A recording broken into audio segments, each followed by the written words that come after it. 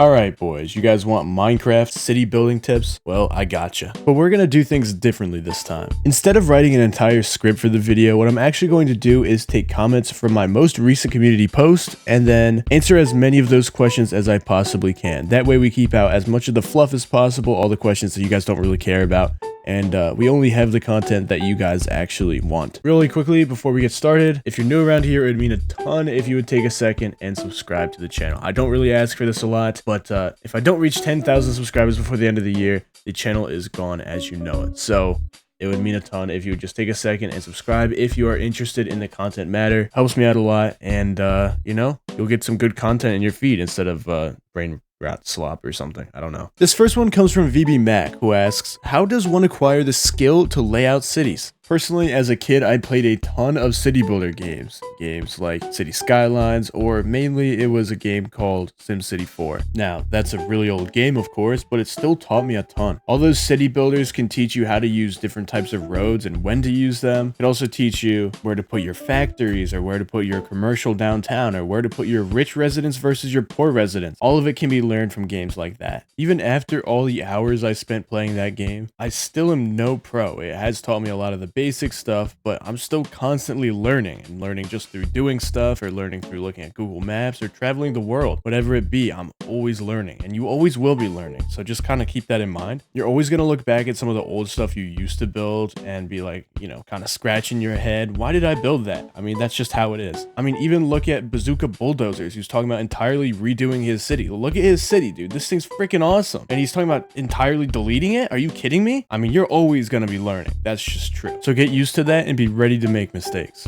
Next up, I have a couple questions about how to make your city look realistic and full of life. Have you guys ever seen those liminal space pictures where it's like, I don't know, something just looks slightly off? Like, it looks like something that could exist, but it's just not quite right. Well, that kind of happens a lot with some Minecraft cities, actually. Two of the conditions that are needed to make pictures feel like liminal or like uncanny are lighting, you know, think like lack of lighting, lack of shadows, that kind of thing.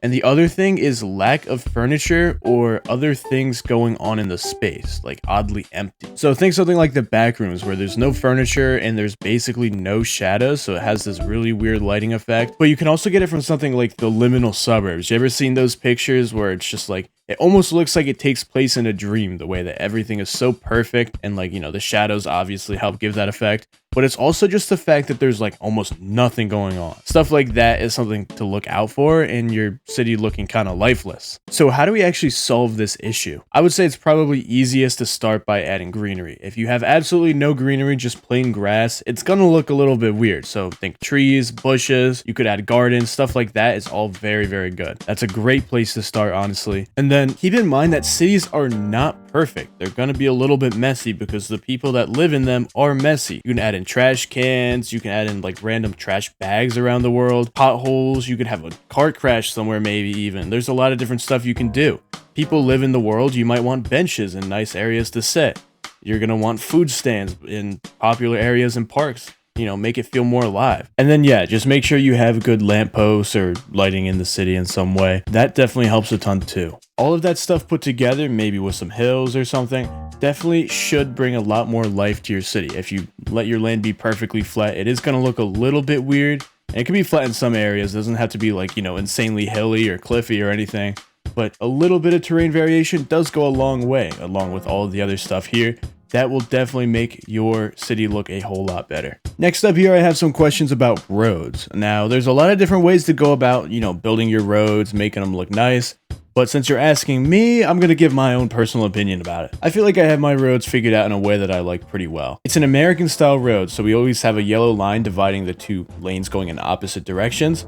And then I have 5 blocks on either side to represent the lanes. If it's a bigger road, I'll have another white line, usually dashed, and then another 5 blocks on either side to add in 1 extra lane to each side. Now, if I want a nice newly paved road, I'll either use concrete or concrete powder, but if I'm looking for something a little bit older, I think stone does the trick pretty well. From the sides of the road, I actually raise it up 1 block. I usually use stairs on the side, and then I give 1 or 2 blocks of green on either side of that, and then I add a sidewalk if I want a sidewalk. Now, of course, this is just one design I use. I use a lot of different designs in my city. There's no one single design. That's just my personal favorite looking because it gives plenty of room for greenery. It kind of splits off the sidewalks from the main road. And it also just gives a little bit of Y variation. So it helps your city look a little bit less flat. Now, whenever you have a turn in your road, you actually want to make sure it's not perfectly like a 90-degree, unless you're at like an intersection or something where you would come to a complete stop.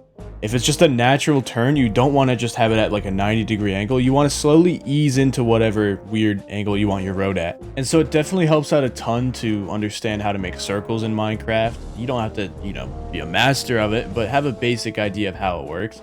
That'll definitely help you plan out your roads and make them curve a lot easier. That's definitely a good skill to know. After you figure out all that stuff, all you need to do is figure out what type of road to use where. Now, if you're talking about like a main road in your city, that should probably be maybe 2-3 lanes per side. But if you have a much smaller back road or something, you only need one. If you're in the woods, you might not even need like a sidewalk or anything like that. So it's important to kind of know where to use what kind of road, and definitely use real life like Google Maps or something like that to kind of help guide you in that kind of area. You don't need to copy from real life verbatim, but just having an idea of what an area should look like definitely helps out a ton. Keeping on with the topic of roads, Diexa asks, how do I avoid doing too many grids? Now, to be clear, grids aren't necessarily an issue. Look at a city like Chicago, it's almost entirely made out of grids. One of the problems with this design though is it does make your city look pretty linear and boring. So a lot of people try and stay away from the idea of using a strict grid city. There are some downsides to that, such as worse public transit and all that kind of stuff, but it definitely does help your city look a lot better.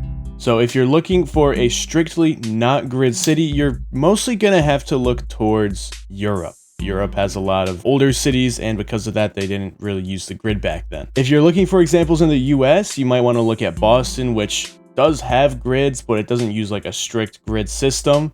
You could also look at Maryland, that has some other interesting techniques, like they have more triangulated roads in some areas.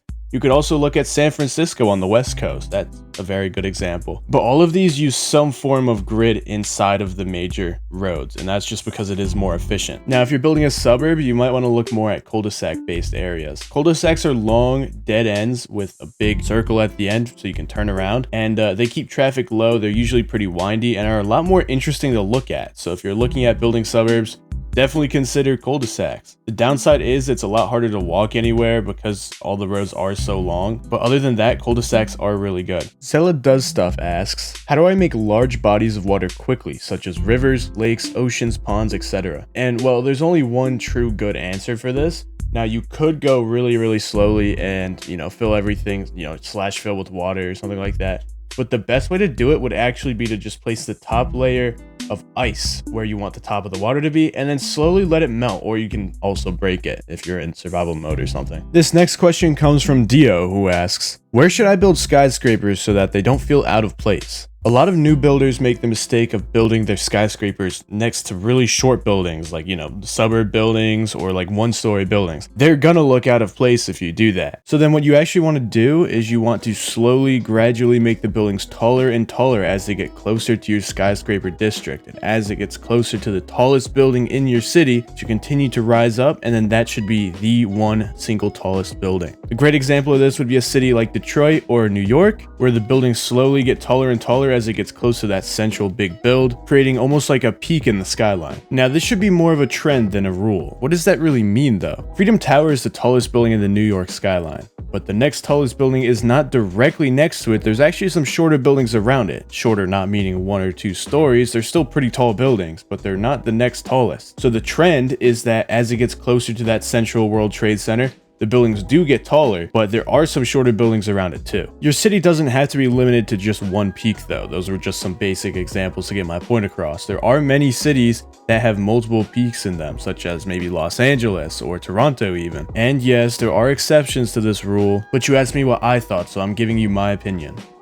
This last question comes in from Wolfking, who asks, how do you stay motivated? I think we've all been there, working on something for so long that you just kind of wear yourself out. Sometimes we take something that's supposed to be fun and we almost turn it into a job. So now it's time to kind of reverse that. It's okay to take breaks. Honestly, I take breaks all the time. It's perfectly natural. Realistically, nowadays, I only work on my city for at max like 5 hours, 10 hours a week. And I love every single hour of it, but I actually limit myself. Even if I want to go longer, I won't let myself work that long because I know I'll wear myself out and I'll never want to touch it again. So don't be afraid to put limits on yourself. The other thing is sometimes it's good to have multiple projects going on at once in multiple different styles. You know, I'm working on the city, I'm working on the skyscrapers, I'm working on the college, I'm working on the mansions, I'm working on the farms, and I can switch between any of these and feel productive, but I'm always doing something different, so I don't feel that same stress. But sometimes your lack of motivation can also be from a lack of inspiration. Don't be afraid to check out cities on Google Maps or even on YouTube. You could check out what people are building on there. Stuff like that will definitely help give you some inspiration for new builds in your own city. This last one is actually targeted towards the modding community. You guys have so many custom blocks and so many custom ways to build your cities, and all of these amazing blocks are fantastic for building super realistic, beautiful cities. But there is one problem. There's this phenomenon called analysis paralysis, which is caused by when you have so many choices that you're overwhelmed by them and can't make a decision. Sometimes this happens when you have like 20,000 mod packs installed, and so you can't decide if you want the red brick or the slightly redder brick. I don't know, that's just a random example. Sometimes it's good to just simplify what you have. Sometimes more choices aren't always the best thing. Simplify your block palette a little bit maybe. You don't have to delete all your mods, but maybe get rid of the ones that you don't need that much. Or if you want to keep them all, just challenge yourself. Say, this time I'm going to build with as many vanilla blocks as I possibly can, and then I'll add in all the details later. A lot of you guys notice when I build on stream, I have this certain style where I build out like a really basic skeleton of the build first, and then I slowly fill it in with detail until I like it. And that's because I have that decision paralysis too. I get that all the time. If I detail stuff too fast, I get overwhelmed. So I need to get out the basic shape of the build first and then work my way around to the details. So that's about all I have for you guys. If you stuck around this long, please consider subscribing. I'm trying to reach 10K before the end of the year, and I make content just like this whenever I feel like it. Thank you to my channel members, Egg, Nugget, Ethan Wilkie 89, Just Lee, Wolfking 25, Uga, and Roman.